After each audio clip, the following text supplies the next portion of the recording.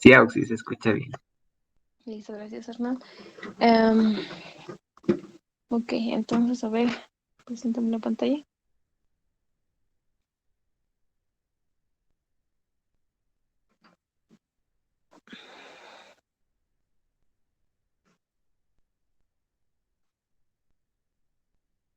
¿Qué tal su examen, chicos? ¿Estaba fácil? ¿Difícil? ¿Alguien? ¿Algún comentario? Los nervios nos hacían equivocar algunas partes, Auxi, pero sí se podía resolver nomás, creo. Mm, sí, el primer grupo que dio estaba más sencillo que los otros.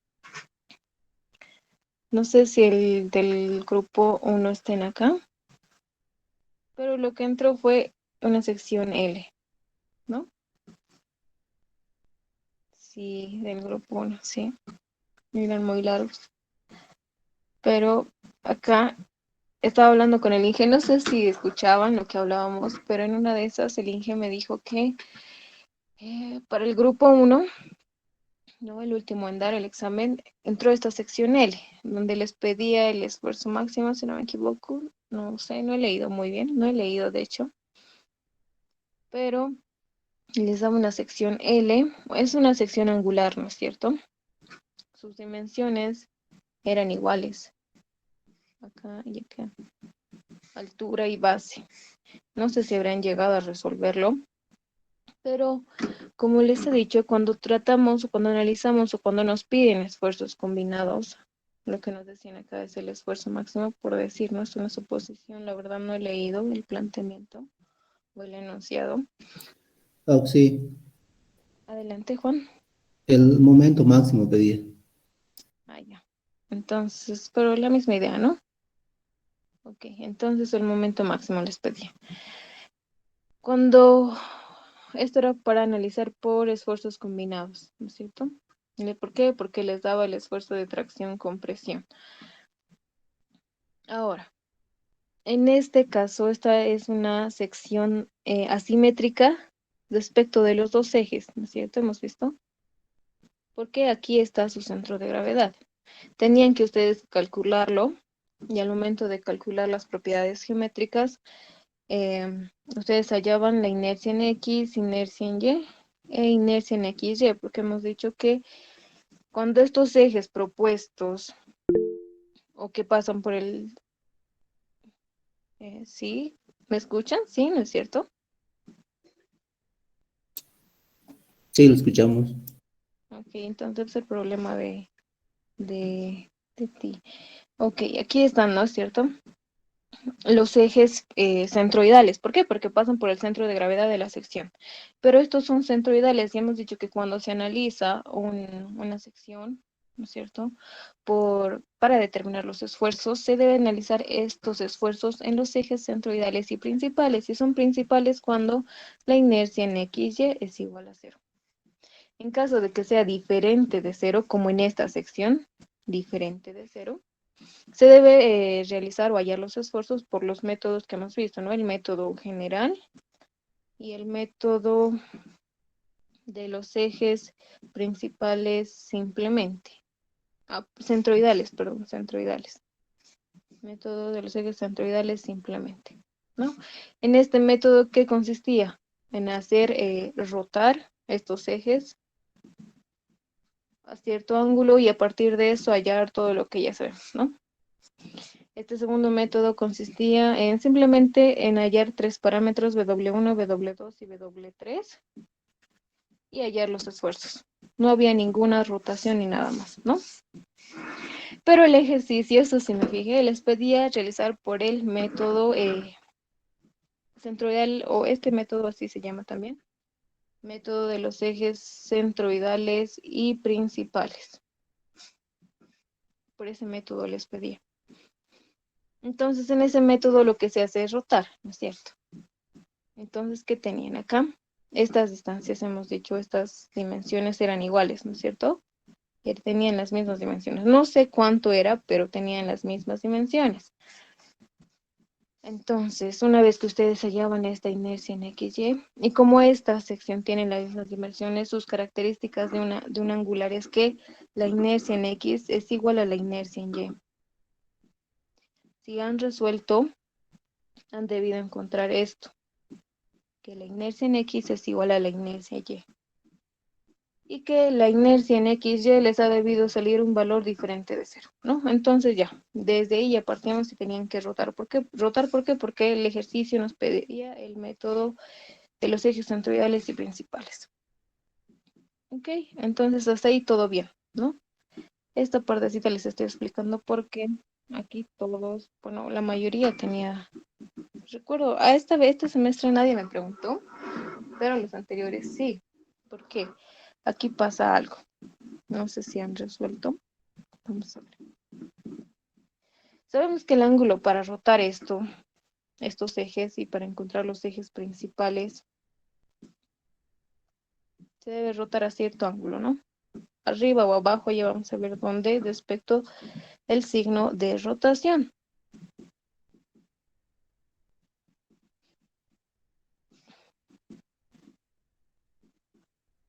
Un momento, por favor. A ver.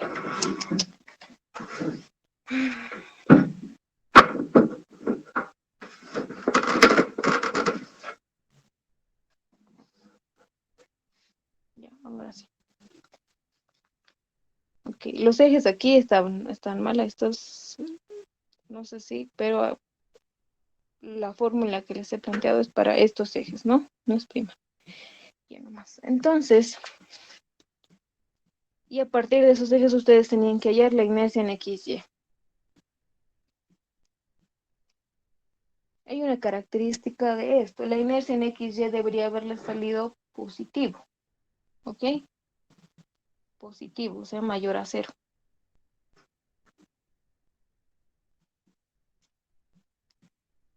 Entonces la fórmula para hallar el ángulo de rotación es igual a la tangente, a la inversa de la tangente, menos dos veces que la inercia en XY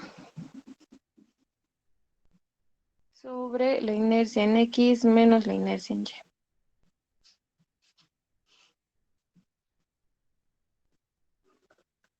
¿No?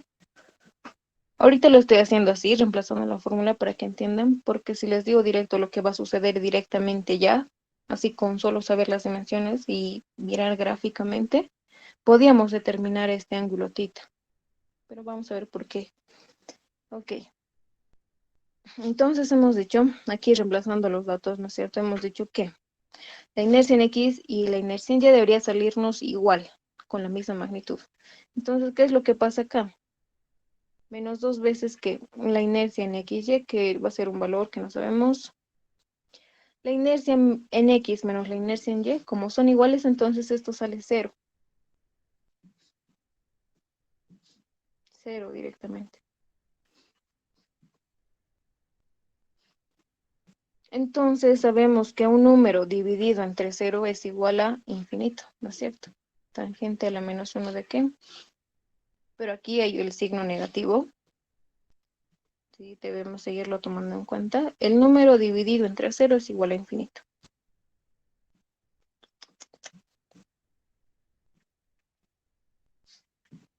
Y esto dividido entre 2. Y ahora aquí, tal vez es donde han tenido problemas, la verdad no sé, de qué hacemos aquí. Entonces, ¿cuánto es el valor de θ? Pero si me tienes a su calculadora, no sé si se ve bien. La inversa de la tangente de menos infinito debería salir menos 90. Hay un resultado. Y eso es en la gráfica de la tangente, ¿no es cierto? Mucha teoría por atrás, pero ahí está, sale. Entonces, tangente, a la inversa de la tangente de menos infinito había sido θ igual a menos 90, dividido entre 2. Entonces, θ igual era menos 45 grados. Esto que nos indica que está girando o que se va a rotar en sentido antihorario, el signo, ¿no es cierto? Entonces, ya conociendo esto, y esto se va a cumplir para cualquier angular, siempre y cuando estas dimensiones, tanto la base como la altura, sean las mismas. En caso de que no, pues ya es otra cosa, ¿no es cierto? Pero cuando se habla de un angular con dimensiones eh, iguales, entonces ahí esto siempre se va a cumplir. Que el ángulo de rotación se va a girar a 45 grados en sentido antihorario con estos ejes. Y ahí está. O sea, no era necesario hacer todo este análisis y directamente plantear aquí y decir, vamos a traer el mismo angular.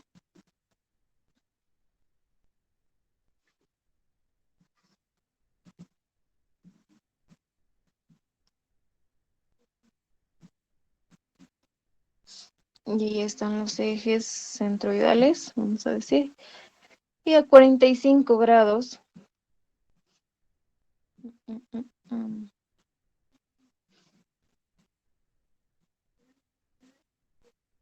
Estaban los ejes centroidales y principales.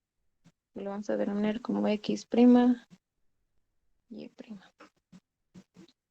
En ese sentido, ¿por qué? Porque nos ha salido negativo, ¿no?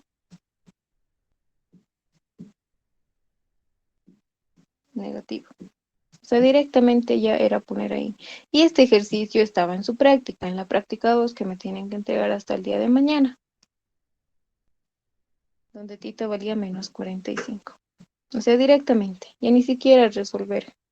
Explicar aquí, debido a que el angular es, tiene las mismas dimensiones tanto como base y altura, entonces los ejes centroidales y principales van a estar a un ángulo de menos 45 grados o 45 grados en sentido antihorario.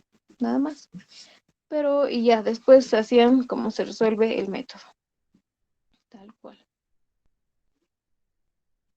Tal vez aquí era la confusión, tal vez, ¿no? Porque yo la primera vez que me topé con este perfil, ahí es donde yo tenía dudas.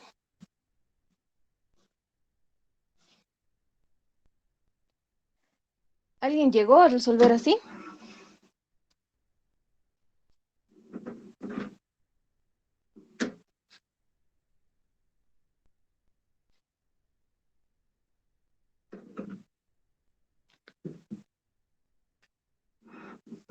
Nadie resolvió el segundo ejercicio, chicos. Estaba largo el examen, eso sí.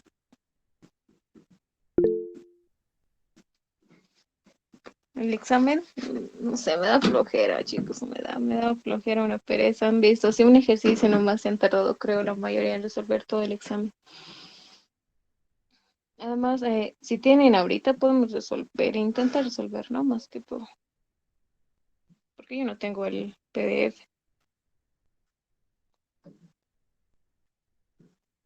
¿Tienes el PDF, José?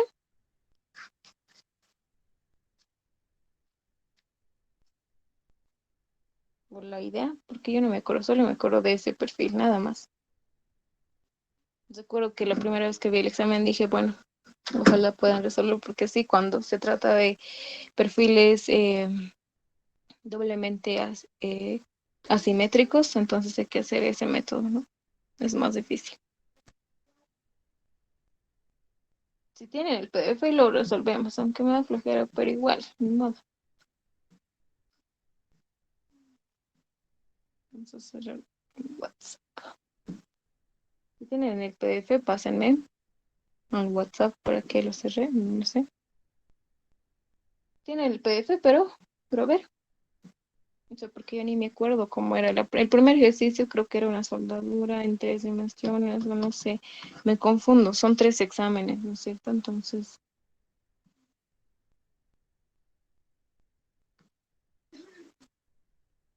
y a ver, creo que ya están enviando, voy a dejar de compartir un momento.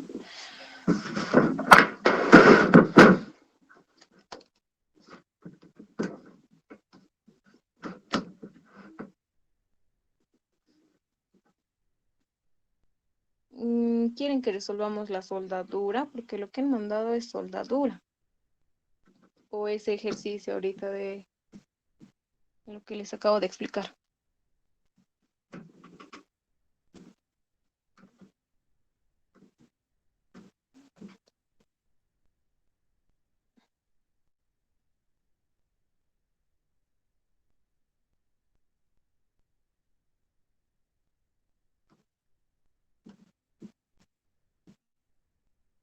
la soldadura.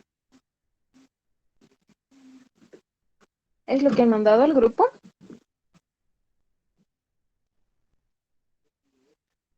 ¿Dónde está?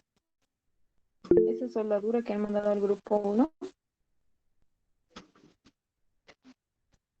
O no sé, chicos, a ver, hagamos ahorita por votación. Si resolvemos ese ejercicio directo, nos pasamos al tema 3. ¿Qué dicen? Yo imagino que como este parcial estaba, no digo que haya estado fácil, estaba un poco complicado. Yo cuando vi dije, ya ni modo, ojalá lo hagan.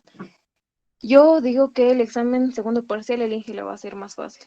Es un método, ¿no? Algo así he visto en todo este tiempo. Si un parcial lo hace difícil, el otro lo hace más accesible para que puedan aprobar, ¿no es cierto? Porque la idea es que aprueben.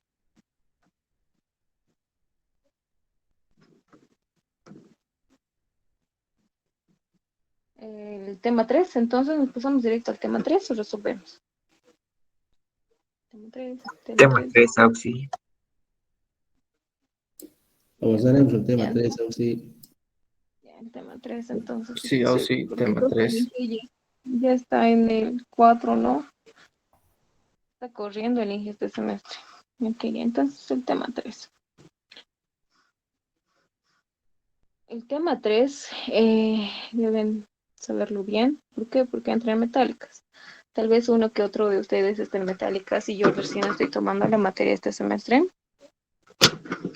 Y pues me he dado cuenta que entra mucho de resistencia de materiales 2 y también del 1, ¿no? De todas las resistencias en realidad. Entonces, un consejo es que aprendan bien este tema. Que no quiero voltear ya. Ahora sí. El tema 3 es pandeo, ¿no? El pandeo. Ok, veamos qué tal. Ok. Para el pandeo generalmente se da en, no voy a decir columnas, porque usualmente es así, pero no voy a decir columnas, sino elementos estructurales, los cuales estén sometidos a compresión. Una viga puede estar sometida a compresión, ya sea de dónde lo pongamos, ¿no es cierto? Una viga no solamente está sometida a flexión, sino también puede estar sometida a tracción. Por eso es que digo que no solo las columnas pueden fallar, entre comillas, por pandeo, sino también las vigas. Entonces, por eso a lo que me voy, es que cualquier elemento estructural que esté en compresión puede sufrir de pandeo. ¿Ok? Listo. Ya con eso, el pandeo, a ver, aquí tenemos, ¿no es cierto? Voy a dibujar una columnita. Y aquí tenemos la carga, una carga de presión, de compresión, perdón, de compresión, siempre va a ser de compresión. Y el pandeo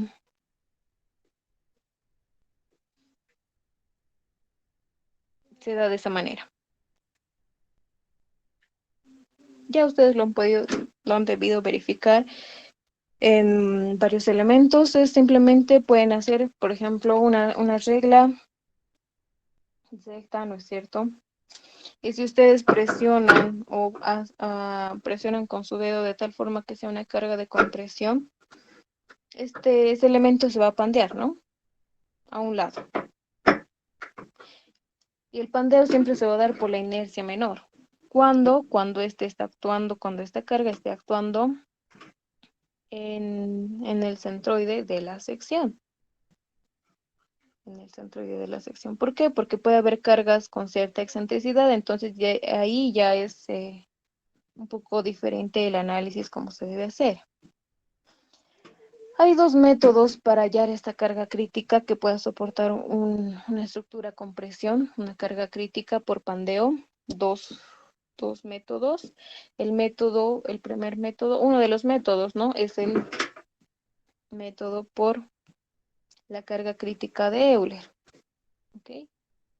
Que es lo que más se lleva, y también en metálicas, yo recién estoy llevando, valga decirlo, ¿no?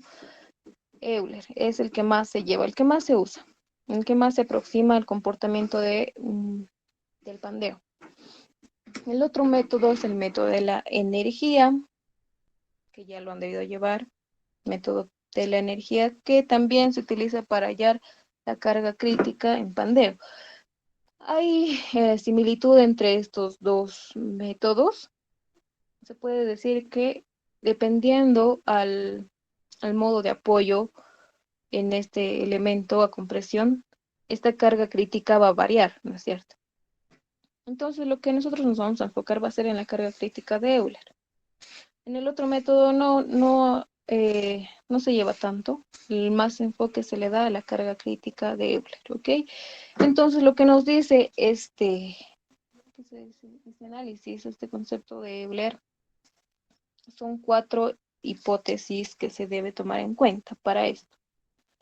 Que las columnas construidas deben ser de un material homogéneo, cuando hablamos de hormigón es un material heterogéneo, ¿no es cierto? Estamos hablando de cemento, grava, arena y agua. Para nada es un material homogéneo. Por eso digo que el análisis por Euler también es un aproximado y lo van a ver mejor en mecánicas, pero por el momento nosotros vamos a suponer esto, ¿no? Columnas de un material homogéneo que debe tener una sección constante a lo largo de su longitud, ¿ok? No puede haber esto, por decir. Una sección constante a lo largo de su longitud. Perfectamente rectas, ¿no? Que es lo que no ocurre usualmente. Puede ser, pero dependiendo de la esbeltez del elemento también. Ok. Ahí está, ¿no? Perfectamente rectas. Y el pandeo se producirá nuevamente la misma idea, ejes centroidales y principales. La misma idea. Centroidales y principales. Entonces, esto por el anterior capítulo sabíamos que la inercia en XY debe ser igual a 0. En caso de que no, pues entonces hay que utilizar algún método que ya conocemos, ¿no? Ahí está. Esas cuatro hipótesis o reglas, no sé cómo llamarlo, son las que debemos tomar en cuenta para usar el análisis de Euler. ¿Qué nos dice Euler? Vamos a ver. Acá. En realidad la carga crítica es igual al pi al cuadrado por el módulo de elasticidad multiplicado por el área dividido entre la esbeltez. Y la esbeltez no es nada más que un coeficiente de corrección, si podríamos decirlo así, multiplicado por la longitud dividido entre el radio de giro. Ahí está. Esta es la ecuación que plantea Euler para hallar la carga crítica por pandeo.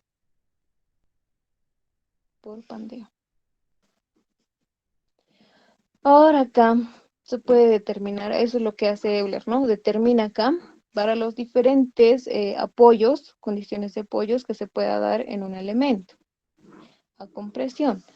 Por ejemplo,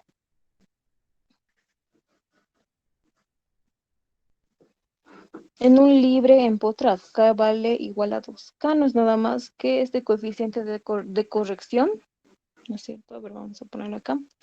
La deformación de una columna que está libre en su extremo superior y empotrado en su extremo inferior, la deformación se va a dar así.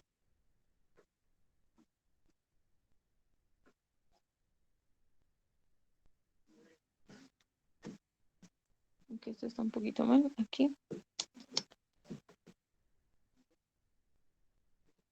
Y K es igual a 2, ¿por qué? Porque esto debería cerrar como una curva. Una subsimétrica, por decirlo, subsimétrica o algo así, ¿no? Ahí. Y ahí se forma una curva. Por eso es K igual a 2. Entonces lo que se dice que la longitud que se está pandeando va a ser 2 veces la longitud de esta columna. En un libre empotrado, ¿no? Articulado sería este caso. Acá, por ejemplo, en un empotrado sabemos que el desplazamiento es igual a 0 y que también la rotación en este punto es igual a 0, ¿no? Este ángulo en realidad casi es próximo a 0, por eso es que se abre así. Pero cuando hablamos de un apoyo articulado y articulado, El desplazamiento en este punto es igual a cero, sí, pero la rotación es diferente de cero, tiene un ángulo. Entonces, por ende, el pandeo se va a dar así. Y la misma idea, ¿no? Articulado, articulado. Arriba, tanto aquí va a haber un ángulo y aquí también, ¿no? Ahí es, esa es su deformación. Ahora, ¿cuánta es la longitud que se va a pandear de esta columna? Va a ser la totalidad de su longitud, 1, por eso es 1, porque toda su longitud se está pandeando. Ahora vayamos a articulado empotrado, ¿no?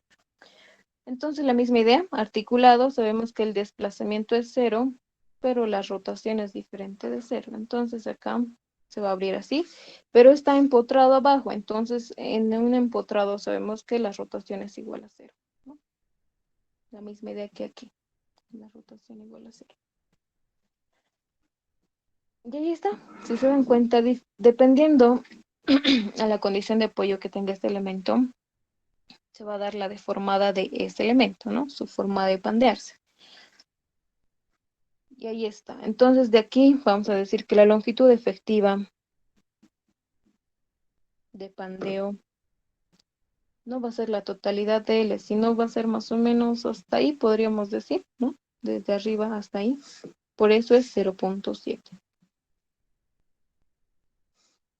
Vamos a ver, han debido ver cómo Euler llega a estos valores. No lo vamos a hacer conmigo. ¿Por qué? Porque es demasiado largo. Les voy a pasar unos videos para que ustedes puedan verlo. Cómo se llega a estos valores. Entonces, después de eso, lo que nos faltaría, estos son los 4 casos que vamos a llevar en la materia. Hay más, pero son los que vamos a llevar en la materia. Y por último sería el empotrado, empotrado. Entonces sabemos que no hay rotación al inicio, en el medio sí, y como está empotrado igual tampoco aquí hay, ¿no?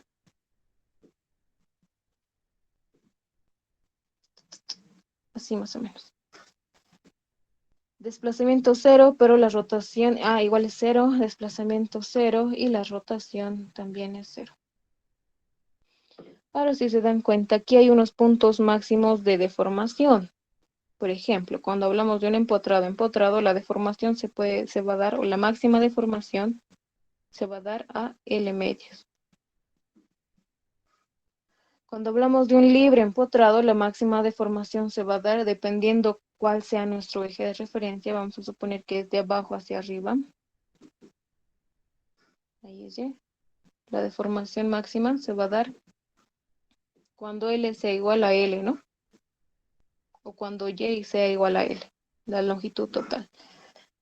En un empotrado articulado se va a dar acá. Que dependiendo de las ecuaciones vamos a ir, no sé cuánto es esto, no puedo decirles cuando Y sea igual a tantos, ahorita no me acuerdo, pero se deduce todo eso. Y por último, en un articulado, la deformación se va a dar en el medio también. La deformación máxima cuando L sea igual a L medios, o cuando Y, para no confundirlos. Entonces, ahí está. Dependiendo a las condiciones de apoyo que tenga cada columna, se va a dar la deformación de esta columna o de este elemento estructural. Pero no basta solo eso, vamos a ver.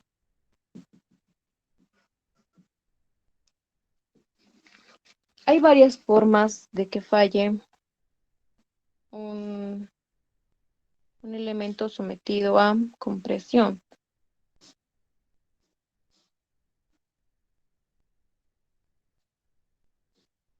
Ok, todos estos están.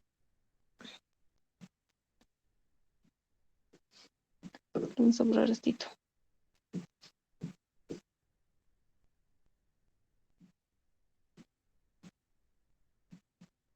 Aquí hay una carga, aquí también, y en los tres. Estos están actuando en el centro de gravedad, ya vamos a suponer eso.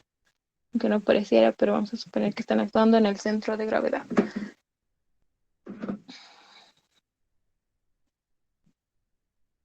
A ver, de estos casos, Inciso A, inciso B, inciso C.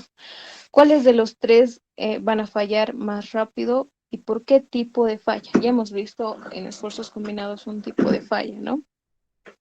Ahora estamos en pandeo. ¿Cuál de estos tres elementos va a fallar por pandeo?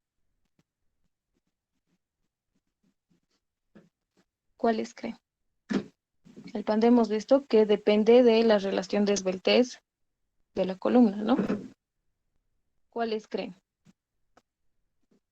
¿El inciso A, inciso B o inciso C? Al inciso A, Inciso A, Oxy. Exacto. El inciso A es el que va a fallar por pandeo. ¿Por qué? ¿Por qué, Juan?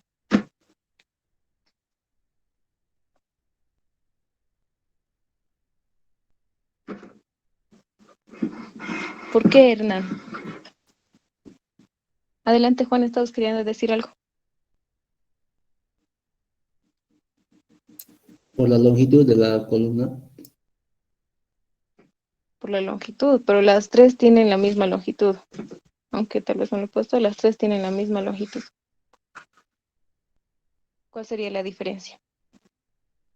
Álvaro dice la sección transversal, claro. Por la relación de esbeltez, y la esbeltez es este coeficiente K, que ya lo hemos visto, por la longitud dividido entre el radio de giro. Y el radio de giro no es nada más que la raíz de la inercia dividido entre el área. Es una relación entre inercia, área y longitud, ¿no? Este va a fallar por pandeo, ¿por qué? Porque es más delgado, se podría decir, no sé si es el término correcto, es el más delgado entre todos en comparación a la sección transversal. Entonces, cuanto más esbelto sea una columna, tiende a fallar por pandeo. No sé si me dejo entender. Por ejemplo, esta, el inciso C, tiene muy pocas probabilidades de fallar por pandeo. ¿Por qué? Porque su sección es demasiado grande, ¿no? Hacia la vista en comparación al inciso A. El inciso B es como que incierto, puede fallar por los dos. ¿Qué falla se daría en el inciso B? En el inciso C, perdón. ¿Alguien?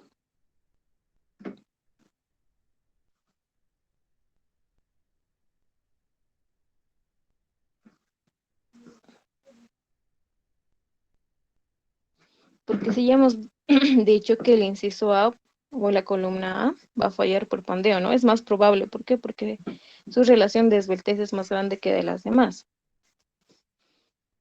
Pero, ¿qué pasa con la columna C? Va a fallar por, no sé si el término está bien usado, tenía dudas, pero en algunas referencias bibliográficas lo dicen aplastamiento. Pero en realidad es el de compresión, ¿no? Por compresión, o sea, por, ¿cómo se dice esto? Por calidad de material. Calidad del material. Es lo que se dice. La columna del inciso C tiende a fallar más por calidad de material que por pandeo. Imagínense, esta columna no, como que no, pero esta sí puede pandearse más, ¿no es cierto? Porque la sección transversal es menor en comparación también a la longitud. Mientras más larga sea una columna y su sección transversal sea más chica, la relación de esbeltez, o sea, esto va a ser mayor. Y si la relación de esbeltez es mayor, entonces tiende a fallar por pandeo. ¿Ok? Listo. Entonces ya sabemos los dos tipos de falla que puede ocurrir en elementos estructurales sometidos a compresión. Hay más. Hay pandeo por tracción, no, pandeo por flexión, pandeo por torsión y por pandeo por flexotorsión. Esos tres. Pero nosotros no vamos a llevar eso, no se asusten. Solo vamos a llevar pandeo por flexión, nada más. Nada más. Listo. Ahí está. A esta fórmula se le puede, han debido ver la deducción de esta fórmula. ¿Nace de qué? De la ecuación de Euler, ¿no? Que es la derivada, la segunda derivada.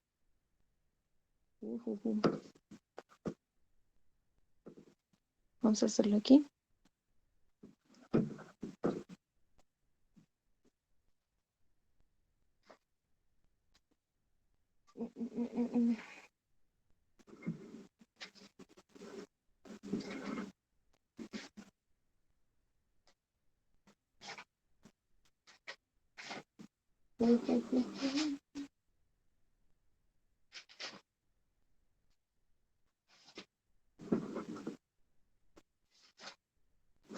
Podríamos buscarlo en el libro. Ahorita me olvidé.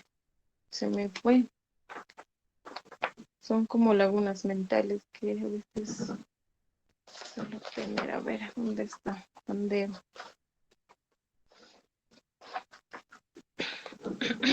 Aquí está. Ok, esta es la ecuación de la elástica, que se parte de ahí, ¿no? Se parte de esta ecuación. La derivada segunda respecto de qué? De x va a ser igual al momento sobre la rigidez, ¿no? El módulo de elasticidad por la inercia. A partir de esta ecuación se parte y se determina todos estos valores de K.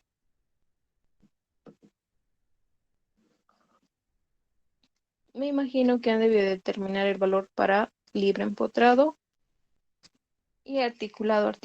Para estos dos, el procedimiento es un poco más largo y vuelvo a recalcar, se los voy a mandar en un video para que ustedes puedan ver, de un docente que dictó la materia en verano y explicó, pero es largo, pero necesito que lo vean, ¿ok? Entonces, de esta ecuación se parte para encontrar el valor de K. Y también para encontrar la ecuación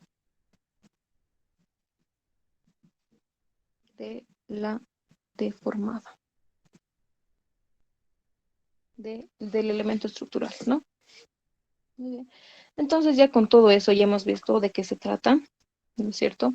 Nosotros solo vamos a analizar estos 4 casos y solo vamos a analizar el pandeo por flexión, nada más.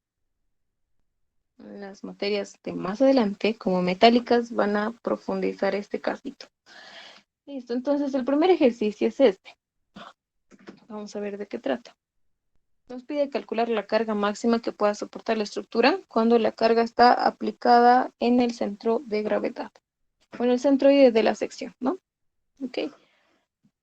Entonces vayamos acá. Vamos a decir.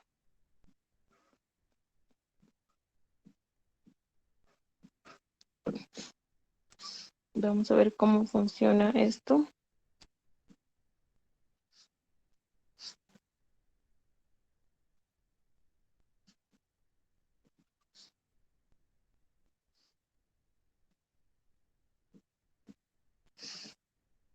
Aquí sigue habiendo datos por ahora. Por ejemplo, esto, el coeficiente de forma alfa y el módulo de elasticidad transversal G. Vamos a ver. No sé si lo vamos a hacer hoy día, pero vamos a ver toda esa parte. Pongamos solución y ya con todo eso vamos a decir.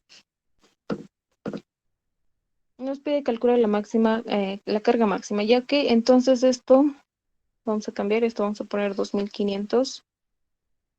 No hay aquí.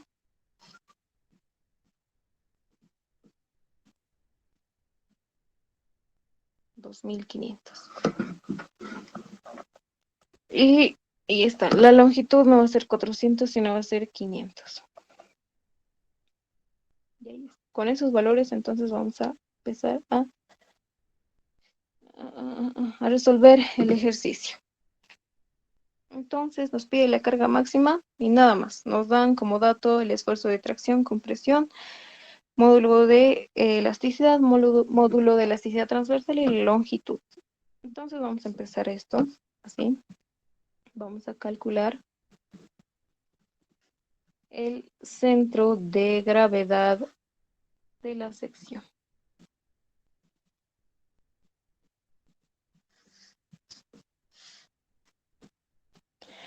Decimos.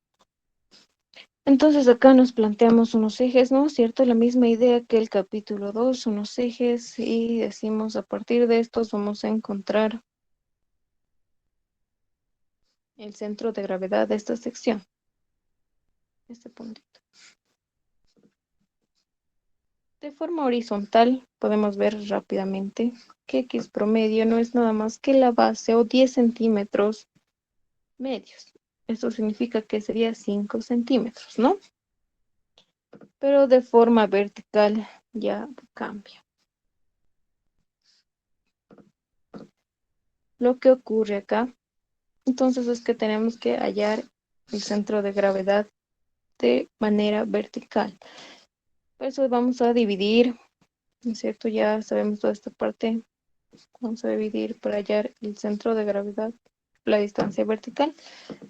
Decimos, para la primera sección, el área es 10 por 2,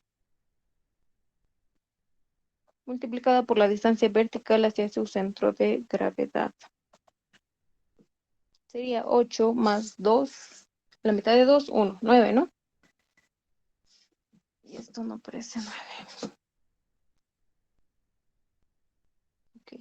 Más el área de la sección 2, que sería 8 más 2, 8 por 2, 8 por 2 centímetros, y la mitad de 8, 4. Todo esto por el área de la sección transversal va a ser 10 por 2 más 8 por 2. ¿Cuánto es esto? ¿Cuánto es? Esto sería 20. 16, 36 centímetros cuadrados, ¿no? Entonces aquí ponemos 36. ¿Cuánto es Y promedio, por favor?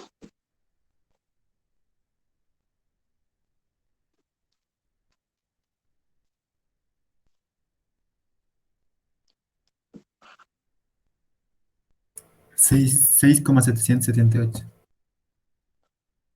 Ok, gracias, Johnny. Estos centímetros, ¿no? Ahí está. Listo, entonces ya tenemos la ubicación de nuestro centro de gravedad. También tenemos el área.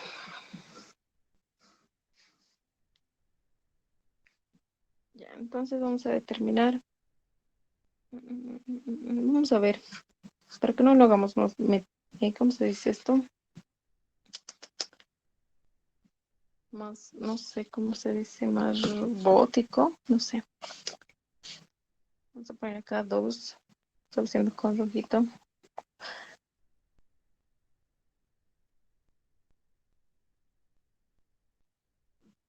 Cálculo de I, la inercia. Entonces, siguiendo lo que nos plantea Euler, dice que los ejes por donde se va a pandear esta sección son los ejes centroidales y principales. Entonces, acá tenemos que encontrar, para empezar, el pandeo se va a producir por estos ejes, ¿no? Hasta aquí está bien. Pero se va a pandear solamente cuando la carga esté actuando en el centro de gravedad de la sección. El pandeo se va a dar por la inercia menor, porque tenemos dos ejes, se halla dos inercias, tanto de X como de Y. Entonces, hallamos las dos inercias, entre ellos dos, escogemos el menor, porque la inercia no es nada más que la resistencia a ese pandeo. Entonces, por esa razón, escogemos el menor, ¿no es cierto? El que tenga menor resistencia al pandeo. Por ese lado se va a dar el pandeo. Entonces, acá decimos, debemos calcular la inercia en X y en Y. En X.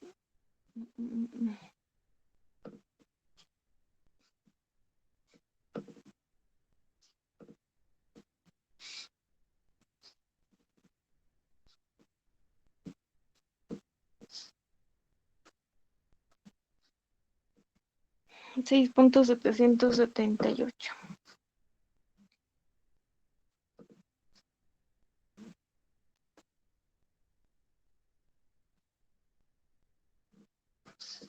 Ya, ahí está. Entonces la misma idea, la inercia o lo subdividimos esta sección y decimos la inercia en X de, del elemento en amarillo. La base, 10 por la altura al cubo sobre 12 más ¿qué? Más el área 10 por 2 multiplicado por una distancia vertical desde el centro de gravedad de esta sección en amarillo hasta el centro de gravedad de la sección. Esto sería 9 menos 6.778 y esto al cuadrado más el área de la sección en verde por la base 2 por la altura al cubo sobre 12 más el área 2 por 8 y por la distancia sería 6.778 menos 4 al cuadrado. Y ahí tenemos la inercia en X. La inercia en Y, por favor, estén calculando la inercia en X. Entonces, la misma idea, ¿no es cierto? Hemos dicho que vamos a cambiar simplemente el 3 acá y el 3 acá para no hacer tanto análisis. 10 al cubo o por 2 sobre 12 más el área 10 por 2 y esta vez multiplicado por una distancia horizontal. Vemos que el centro de gravedad de la sección en amarillo coincide con el eje Y. Esto significa que no hay ninguna distancia horizontal de centro de gravedad hasta el eje Y. Entonces esto es 0 al cuadrado. Más 2 al cubo por 8 sobre 12. La misma idea, ¿no? 0 directamente. Porque el centro de gravedad de esta sección en verde coincide con el eje Y. Nada más. Listo. ¿Cuánto sale, por favor? Acá. La inercia en X.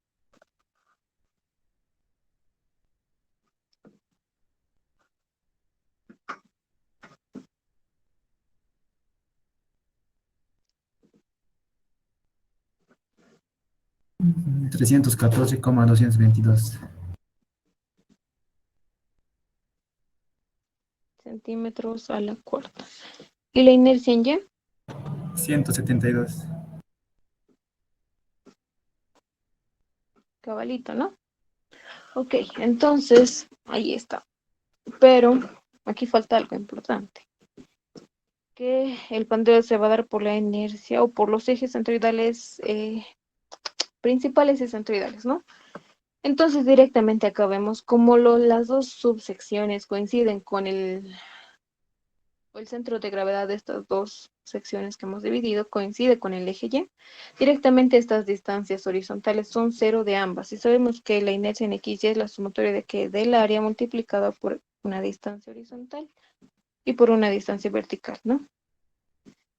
Y como una distancia horizontal, la distancia horizontal de las dos secciones son 0, entonces directamente que la inercia en XY es 0. De aquí decimos que los ejes son centroidales y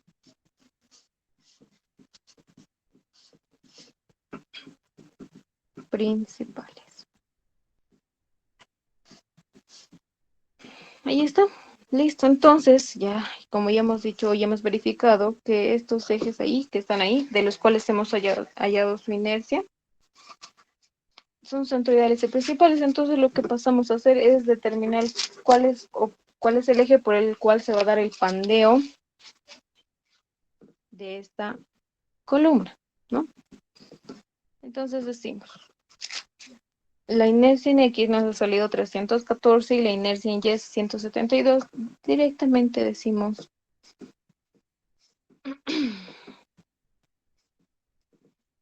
entonces de aquí, vamos a poner más bajito, como la inercia en X es mayor a la inercia en Y,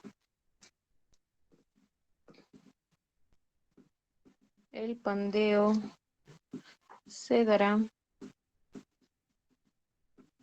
por el, o alrededor, podríamos decir, alrededor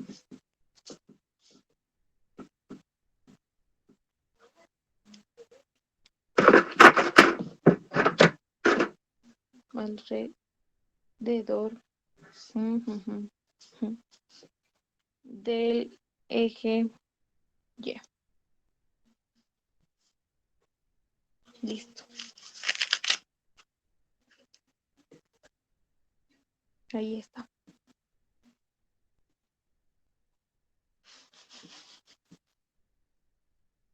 Si lo vemos en una vista de frente, algo así.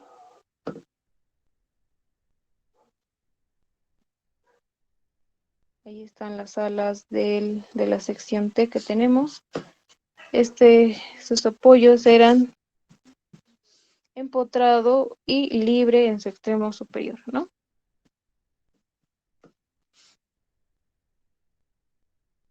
Aquí se está aplicando la carga.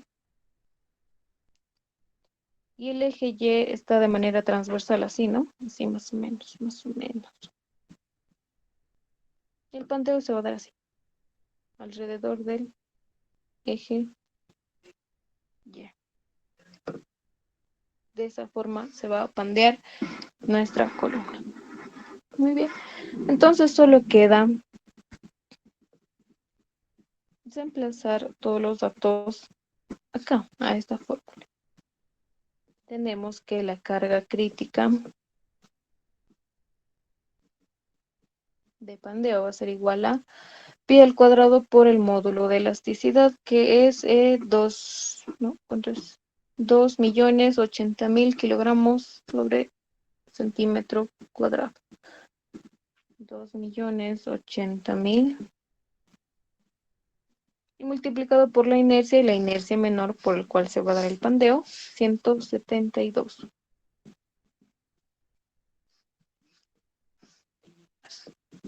Dividido entre K. ¿Cuánto vale K para estas condiciones de apoyo, chicos? ¿Cuánto vale? Hemos dicho acá, ¿no? Libre empotrado, K vale 2. Ay, no, perdón, estamos en una condición libre empotrado, sí. La deformación no va a ser esta.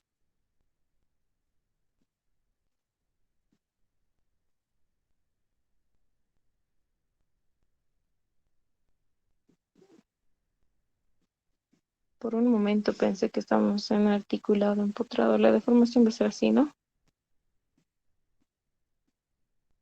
Ahí. Como estamos en esas condiciones, libre empotrado, K vale igual a 2.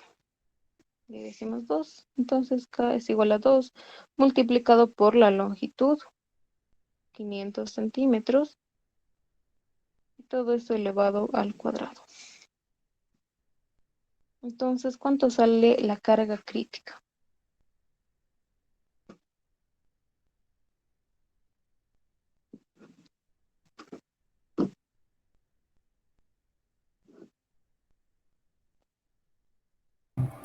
Tres mil quinientos treinta coma novecientos cincuenta.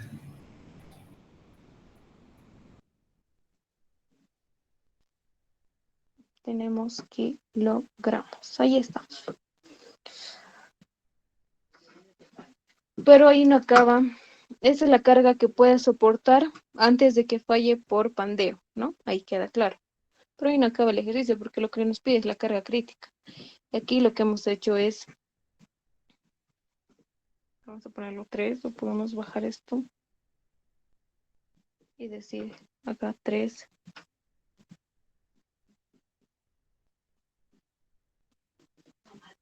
Análisis por pandeo.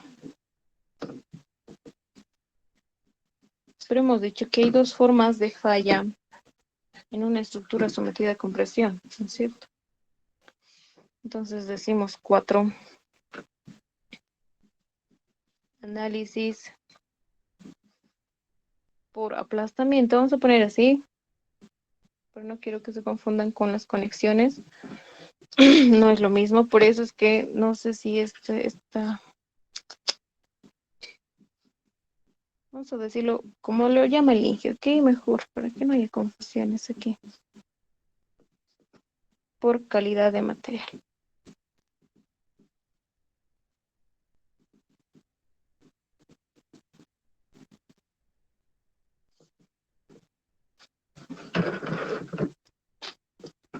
Y por calidad de material no es nada más que el esfuerzo de tracción-compresión. Entonces hacemos el análisis de esfuerzos combinados, ¿no? Lo que hemos aprendido. Esta carga, la fórmula para el esfuerzo de tracción-compresión es igual a una normal dividida entre el área más menos, el momento en X por una distancia vertical dividido entre la inercia en X más menos un momento en Y dividido entre la distancia o multiplicado por la distancia horizontal dividido entre la inercia en Y. Como esta carga se está aplicando en el centro de gravedad de la sección, el ejercicio nos especifica en eso, entonces significa que no hay excentricidad ni respecto de un eje ni respecto de los dos ejes, mucho menos, ¿no es cierto? Entonces directamente decimos que como no hay excentricidad y sabemos que el momento va a ser igual a una carga por cierta excentricidad, ¿no es cierto? Pero como no hay excentricidad y está ubicada en el centro de gravedad y la excentricidad es cero, el momento se hace cero, todo este momento, si el momento es cero, todo eso es cero, toda esta expresión también es cero. Lo que nos queda que el esfuerzo en Z va a ser igual a una normal, en este caso es de compresión, decimos negativo, y la normal es esta carga P que nosotros queremos hallar, ¿no? El área de la sección transversal es igual a 36 centímetros cuadrados. Ahí está. Entonces esto igualamos al esfuerzo de tracción-compresión admisible que nos dan, que es de 2500, ¿no? Es un dato, por si acaso aquí está. 2500. Entonces decimos que la carga 2, vamos a decirlo así, es igual a 2500 multiplicado por el área. ¿Cuánto es esto?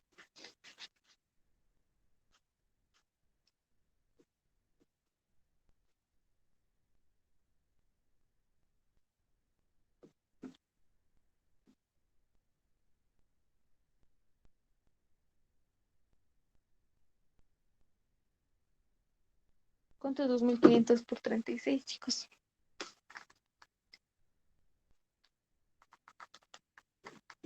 2500 por 36 es 90.000. 90.000 kilogramos. Y ahí está, tenemos una segunda respuesta. Entonces decimos acá,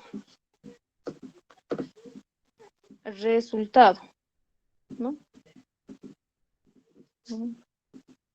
La letra está horrible, ok. El ejercicio nos pedía la carga máxima que pueda soportar la estructura. No nos decía analice por esto, por esto y por esto, por esto. No, nos daba los datos que necesitamos y nos dice la carga máxima. Entonces la solución o la respuesta es pues esto, ¿no?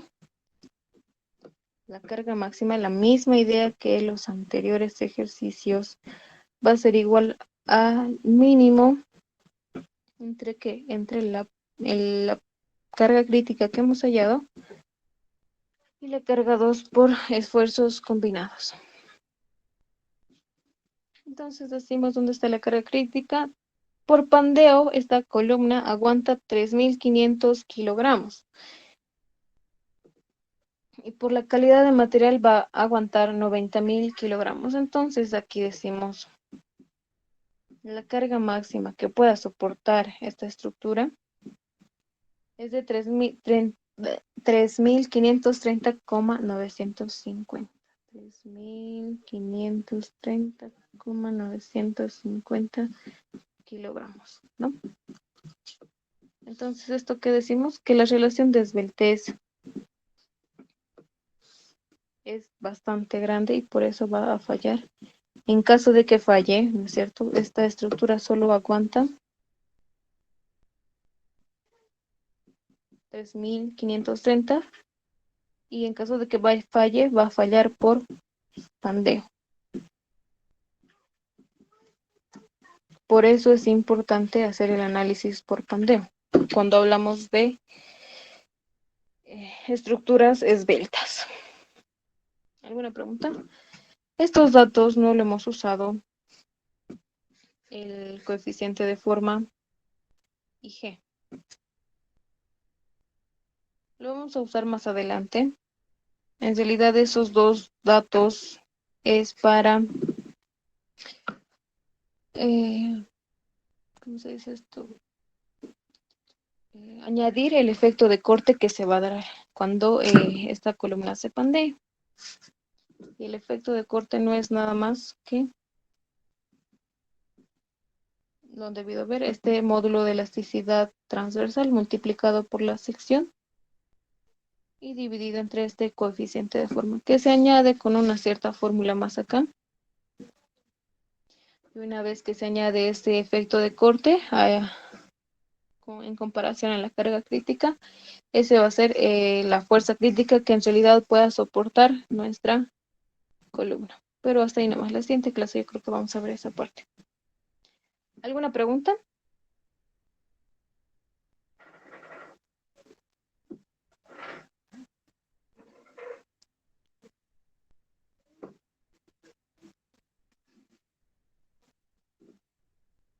¿Todo está claro, chicos?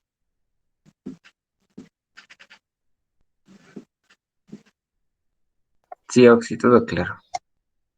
Listo, gracias, hermano. Entonces, ahí vamos a acabar por hoy. Es 15 minutos temprano, pero ahí vamos a acabar. Listo, entonces que tengan un buen fin de semana y nos vemos la siguiente semana. Ya yo creo que los grupos vamos a pasar dividido, así que no es necesario que asistan viernes y sábado, solo el día que les corresponde o el día que puedan, ¿ok? Entonces nos vemos la siguiente semana. Hasta luego. Que tengan un buen día.